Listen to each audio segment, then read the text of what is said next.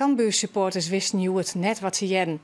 Trainer Dwight Lodewegers 30 kilometer verderop aan het werk bij SC Heerenveen. Het bestuur van Cambuur wil het seizoen gewoon aanmaken met Lodewegers als haartrainer. Maar tal van supporters hebben al aangegeven dat ze geen betrouwen meer hebben in de nieuwe coach van SC Heerenveen. Even wie er nog de gedachte dat het Wolleros geen koer om een 1 april grap. Maar al gauw wat duidelijk dat dat net het geval is. De trainer van Cambuur, Dwight Lodewegers, wordt tak om seizoen de nieuwe trainer van SC Heerenveen.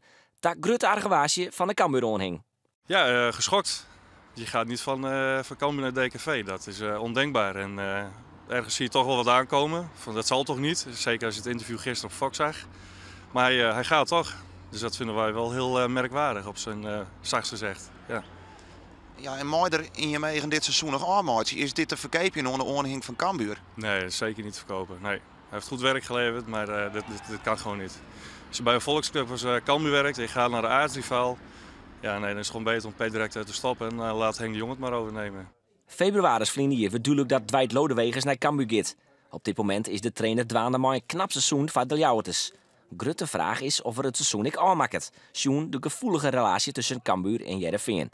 Belangrijk detail daarbij is dat Cambuur nog net helemaal veilig is als het gaat om degradatie. Het enige belangrijke voor Cambuur is op dit moment handhaving. En daar hebben we gewoon nog een paar punten voor nodig. En we moeten geen gekke dingen doen. Dus wat jou aangaat, Lodewegers bloed is gewoon. Ja, vanzelfsprekend. Ja, ik vind er is maar één belang en dat is punten pakken. En ik denk dat op dit moment deze spelersgroep en deze staf heel veel behoefte hebben aan Dwight. En ik gun het deze club om in de eredivisie te blijven. Ik bij het Heerenveen publiek is net Elsenien lieke blied bij de onstelling van Lodewegers als je de sociale media volg je.